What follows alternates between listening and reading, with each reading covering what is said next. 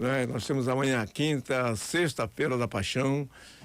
E nós estamos hoje aqui com o nosso superintendente, Frei Jorge Rocha, enquanto está sendo celebrante, inclusive ontem, a minha esposa foi ontem na celebração. E aí ela tá lá, ontem ela me chamou para ir, mas eu tinha chegado de Santo Antônio cansado. Penitencial ontem. E ontem ela foi e retornou em casa falando que a sua celebração ontem, parabenizando inclusive, ela gosta muito das suas celebrações. E a Semana Santa está aí, né, Frei? Como sempre, os capuchinhos comandando esse evento santo que é a Semana Santa. E me conte aí, bom dia. Frei Jorge Rocha. Só faltou no finalzinho, tchim! Pode faltar, né, doutora? Pois é, bom dia, Barbosinha, recuperado aí, graças a Deus, firme e forte, bonito, inteligente, maduro, sabido, contador de histórias. História, porque a gente vai passando o tempo e vai contando história. E eu tô nessa fase, tô começando a entrar nessa fase. É o contador de história. A pessoa fala, você é historiador? Não, sou contador de história. Encontrei agora aí... história também. Como é o nome dele? Foi meu colega, né? Que ele foi meu colega. Foi meu colega no municipal. Meu Deus do céu, tá na hora de contar a história. Só que a gente era menino, como é que a gente vai lembrar agora homem feito, cabelo branco, que se foi meu colega no ginásio, né? Pois é, tô começando a contar a história. E a Semana Santa também é uma grande história. É a contagem, não contagem no sentido numérico, mas de narrativa, da narração de uma grande história, que é a história da salvação. A Semana Santa conta isso como se fosse o suprassumo da história da salvação, que é uma história contada não como um mito, não como uma fábula, não como uma coisa que alguém inventou, mas uma história que acontece na história, por mais redundante que possa parecer. Uma história que acontece no cotidiano das pessoas, porque o plano, a história da salvação divina é uma história histórica, não é uma fábula, porque Jesus Cristo é um personagem histórico, teológico e histórico. Nós temos testemunhos acerca da sua pessoa, tanto testemunhos bíblicos como extrabíblicos. Não? A história fora da Bíblia atesta a presença de Jesus Cristo. Então, o que essa Semana Santa vai nos contar? Essa grande história do povo de Deus, esta síntese do povo de Deus, que é justamente a presença de Jesus Cristo na história da humanidade. A sua intervenção histórica para que seja uma intervenção histórica salvífica. Essa é a razão pela qual. E aí, meu caro Barbosa, não é uma história contada apenas para os cristãos, nem somente exclusividade para os católicos. É uma história que o mundo se apropria dessa história. É tão verdade a apropriação dessa história pelo mundo que nós aqui, ocidentais, e a história de um modo geral, a história se divide antes e depois dele. Portanto, é uma apropriação histórica da presença de Jesus Cristo no mundo, antes de Cristo, depois de Cristo. Então, esta Semana Santa é a condensação, é o núcleo central da vida cristã, que está exatamente nesses atos da sua paixão, morte e ressurreição. Não tenho como ser cristão, não há a mínima possibilidade de ser cristã se eu não aderir, acreditar e viver a partir da ressurreição. É esta a síntese da Semana Santa que nós vamos viver. E aí nós temos os atos todos que compõem liturgicamente esta vida. Celebramos no dia de ontem o momento penitencial como aquele momento mais próximo. É aquelas roupas que eu preciso, vai ter uma festa. Eu preciso ter uma roupa própria para participar dessa festa. Então, o ato penitencial de ontem foi a roupa própria para que eu pudesse participar dignamente do banquete que é a introdução, cair de cabeça nesta Semana Santa. Hoje nós teremos uma procissão do encontro. Já estou aproveitando, já estou respondendo todas as perguntas que você porventura poderia fazer, né? Hoje nós temos a procissão do encontro. Vamos lá, o ponto de encontro é no antigo Edith Gama, que hoje é o Colégio Estadual Santo Antônio, que mudou daqui, né, do ECASA, que passou lá para o Edith Gama. A paróquia Cristo Redentor estará presente ali, marca um ponto de encontro. Nós vamos para lá e votaremos e celebraremos a Santa Missa na Igreja dos Capuchinhos. Amanhã, Barbosa, é um momento muito importante para a fé cristã. 2 momentos nós celebraremos amanhã. Pela manhã, a Missa dos Santos Olhos, que a Sociedade News vai transmitir às 8h30 da manhã. E à noite é a instituição da Eucaristia, a Missa do Lava-Pés. É o serviço e, ao mesmo tempo, é a continuidade da presença de Cristo na história mediante a Eucaristia.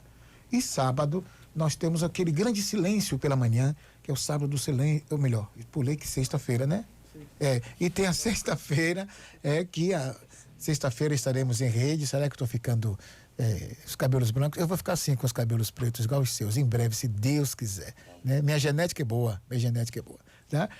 E na Sexta-feira Santa, Amiro, é a grande celebração. Isso aí você só encontra na nossa rede. Nós abdicamos dos nossos programas habituais. Nós vamos fazer uma programação toda especial a partir de 6 horas da manhã. Das 6 às 8, a princesa estará conosco. E depois, com o tema Fome de Pão, Fome de Deus. Inclusive, viu, Dilson, como gesto da campanha da fraternidade, durante toda a programação, nós vamos distribuir muitas cestas básicas. Mostrando o quê? Mostrando que a fome de Deus passa também pela fome de pão. Não tem como você pensar em Deus verticalmente sem pensar nas necessidades do outro. Então, excepcionalmente este ano, e nós tivemos muitos parceiros que nos ajudaram nessa grande empreitada, vamos distribuir diversas cestas básicas. Ainda não cheguei ao número final, mas é grande, o número é grande. E também na Caraíba teremos, na Interativa também, para demonstrar que Sexta-feira Santa, ancorados na campanha da Fraternidade 2023, que fala sobre fraternidade e fome, nós vamos distribuir durante toda a celebração algumas cestas básicas. Espero que todos os ouvintes sejam contemplados pelo número de cesta que está chegando aí. Certamente nós vamos fazer isso. E no sábado, 19h30, na nossa Igreja Matriz de Santo Antônio, faremos a celebração da Vigília Pascal. Domingo, 8h30, 11 horas, 17 horas, eis a nossa programação da Semana Santa aqui na Paróquia Santo Antônio, e certamente muitos outros lugares acompanharão esse mesmo esquema. Meu caro Dilson Barbosa. Bom, literalmente também a Fundação Santo Antônio, os Chás Capuchinhos, estão seguindo a lista ao pé da letra a campanha da fraternidade. Exatamente.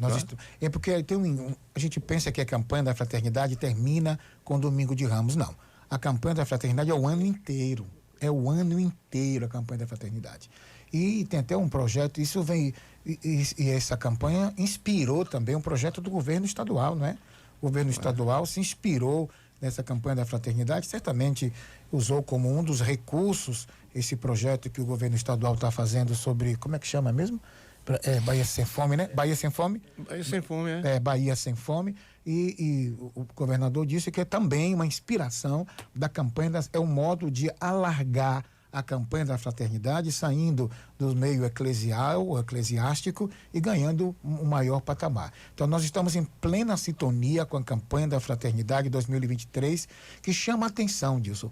É incrível, às vezes nós não nos damos conta, mas já pensou que é 33 milhões de pessoas que não têm de comer? A gente não 33 milhões, eu não consigo nem contar. Né? E inventaram agora um eufemismo, adoro língua portuguesa, né?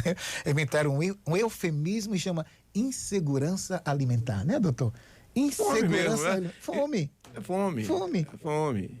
Insegurança alimentar. A crise dos Yanomami, por exemplo, aquilo ali é algo que mexeu com o coração de todos nós, né? Quem não se sensibilizou com a crise do Yanomami aqui? Na verdade? Agora eu pergunto, quantos Yanomamis, entre aspas, nós temos no Nordeste? Perfeito. Ali apenas foi a ponta do iceberg lá na Amazônia. Mas nós temos os nossos, entre aspas, Yanomamis da periferia daqui. Não é verdade? Salvador, você em Salvador, graças a Deus, eu gosto muito de Salvador, me recebeu muito bem, moro ainda, né? Porque não saio de Salvador. Se você chega conversando com o Antônio Embaçaí, que foi prefeito de Salvador, né? Nosso amigo também, ele me dizia, Frei Jorge, Salvador tem 1/3 da população que é irregular, que a arquitetura, que a geografia, que as construções, melhor, que as construções são irregulares. E imagine a irregularidade dessas construções, imagine o tipo de vida que muitas dessas pessoas têm com essa insegurança na própria construção e a fome que assola tantas vezes. Me disse aí Antônio Baçaí, naquela época que ele foi prefeito de Salvador. Então, ali pertinho da gente, a gente tem essas coisas todas. Feira de Santana também tem os seus bolsões de miséria também, Feira de Santana, né? As grandes cidades, então, fabricam esses bolsões de miséria. E o pior de tudo, meu caro, meu amigo da Princesa FM, é que a gente está se acostumando com isso. Isso virou cartão postal. A gente passa, não atinge nada, a gente não sente nada com isso, faz parte já da paisagem, é parte integrante da paisagem. Então, pobreza passou a ser uma coisa paisagística, pura e simplesmente, e não nos atinge nada. Então, a Igreja Católica, mediante a campanha da fraternidade, está nos dizendo, isso não é paisagem não, isso não é normal não, isso se chama injustiça social. E a injustiça social precisa ser banida com exatamente atos que revelem coletividade, solidariedade, seja do poder público, mas não basta apenas cobrar o poder público. E os atos das pessoas, dos cristãos, seja individualmente, enquanto associados, enquanto ajudando instituições, não para mantê-las nessa subserviência da nossa ajuda, mas para resgatar tantas vidas, tantas pessoas que vivem em condições infra-humanas. Então, a campanha da fraternidade é para isso, é a nossa consciência. E além de toda essa semana de solenidades na Igreja do Capuchinho, na Diocese de Feira de modo geral, lembrar que a Rádio Sociedade de Feira, a Rádio Princesa FM, né, sempre presentes nesses momentos, né, terão programações diferenciadas, sobretudo na Sexta-feira Santa. Aliás, a gente, modéstia à parte, o nosso Bom Dia Feira sempre buscou, às vezes eu sempre falo com o pessoal, a gente não faz um programa religioso, mas a gente busca sempre fazer um programa evangelizador. Não é só na oração propriamente dita que a gente pode realizar, né? O Sérgio Capuchinho também, mas durante a programação, durante o dia a dia, com campanhas, né? Com mensagens, com otimismo, a gente pode também ajudar a evangelizar. Claro, o modo de abordar a notícia, o modo de abordar a pessoa. Olha, a gente costuma dizer assim na ciência da religião que tem uma diferença entre religião e religiosidade, né? O sufixo ad geralmente indica estilo, jeito de ser. A religião está no nível mais institucional. Eu tenho uma religião, eu pratico aquela religião. Tem muita gente que pratica a religião, mas não tem religiosidade, por mais incrível que possa parecer. E tem muita gente que tem religiosidade e não tem nenhuma religião, né? Isto é, tem muita gente que tem um estilo generoso, que acolhe o outro com cortesia, que respeita a dignidade humano-divina, que é capaz de fazer gestos de solidariedade e às vezes não professa explicitamente uma religião. Mas tem muita gente, infelizmente, aqui tem que sublinhar, infelizmente, que tem uma religião institucionalizada, uma sigla, aquela, mas muitas vezes nós não temos o estilo, daqueles princípios que a religião evoca, insere na minha vida. E nós fazemos isso de uma certa maneira. Eu não preciso explicitamente, bom seria que todos tivéssemos e fizéssemos a junção.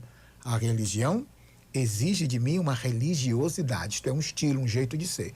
E nós temos, graças a Deus, a Sociedade News FM, a nossa rede, temos uma opção religiosa, e essa opção religiosa nos levou a um estilo, que é a nossa religiosidade, isto é, tratar a notícia, tratar a pessoa, não fazer de qualquer jeito, não desdenhar, e perceba até as inserções nossas, até explícitas da palavra, respeitando inclusive os outros núcleos e as outras opções religiosas, porque não posso obrigar ninguém a ser católico.